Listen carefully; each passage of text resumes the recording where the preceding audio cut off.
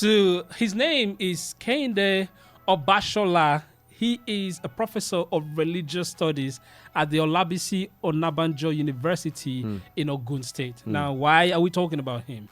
Is he a bishop? No, he's not a bishop like the one sitting over here. And we're talking about him because he said something very, very intriguing. He said that the prosperity gospel is contributing to the poverty in the country, and he said it's contributing to poverty in the country, and it's also contributing to occultic theology in Nigeria, and that's what the professor said. And I'm thinking about it, and I'm looking round and round. Could that be true? What do you think about that? Yeah, I don't know, but that's his own opinion, definitely, philosophy, how he actually understands those things. But if you look at it very well, the difference between you just talking about prosperity and not the salvation of people and just trying to grow your church financially, and but poverty is eating deep. And we've talked about this religious thing, dogma, in this country. I think it's high time the church need to do something extra and then just bringing the bell of prosperity everywhere. That we're going back to that discussion because the poverty alone in the church is something. They just look at any church now, mention food, mention rice, mention beans, and then some of those ministry they can actually feed their congregation. I saw a pastor on TikTok that was like 2 months ago, and he said, please, no tithe for this month, no offering for this month, bless your neighbor, the country, things that are hard, please keep your tithe and keep your offering, use it to feed your family, use it to bless your neighbor. And he said, I'm doing that. No, people are going to say something, but I'm doing that from my own, please just let it be. So if you people are beginning to come into that understanding, the spiritual aspect is done, but also the physical aspect, because you can't be preaching prosperity and just a particular set of people being prosper in the church and the members nothing to write home about. I think there's something in every nonsense and in every sense or something they see a take home from there. Yeah. So for me, I think it's high time the church start to see at the physical structure, which is the people in the church, not just the church. But people are talking about the fact that first of all, the church is not the. Okay, so a pastor said something. A pastor in the city said something. He said that the church is doing what they're doing because the community is not doing because the government is not doing what it's supposed to do. And he also said that we have a lot of NGOs because people are not doing what they're supposed to do. Okay.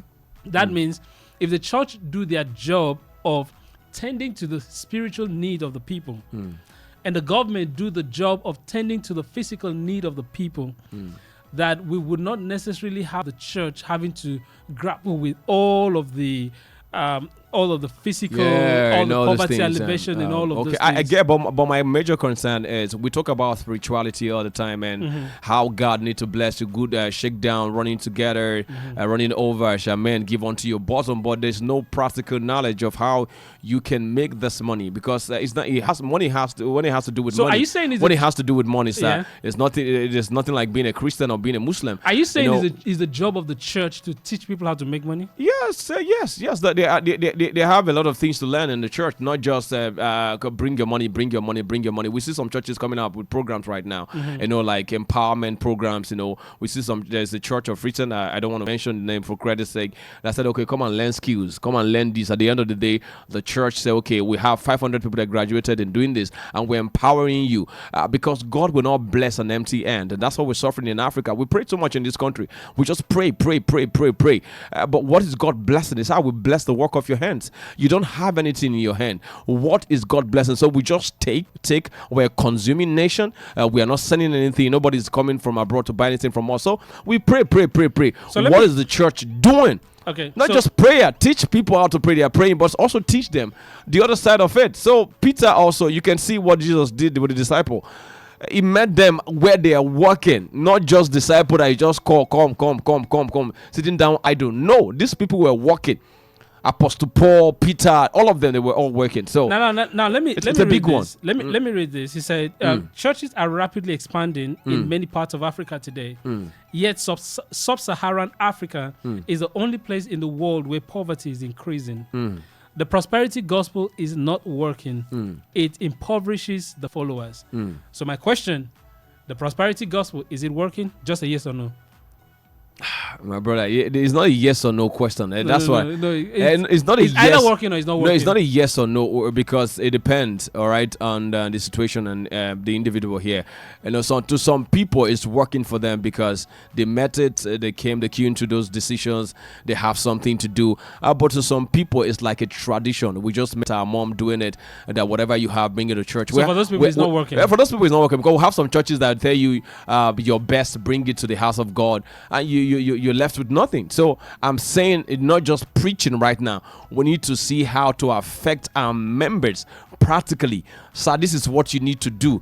Get a job. When you get a job, there's a man I accused one time. We was telling somebody, serve God, serve God, serve God, serve God. He own children, they are abroad, and all of them, they are abroad. He just relocated last 2 months to abroad.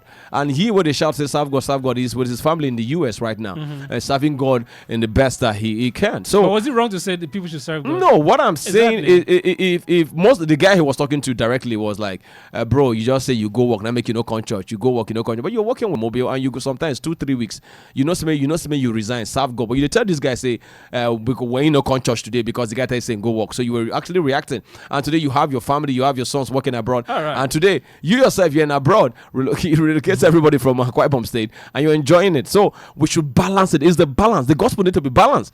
Don't just tell me balance. Yes, I think that's the most important. Yes, thing. balance it. Not just tell me bring.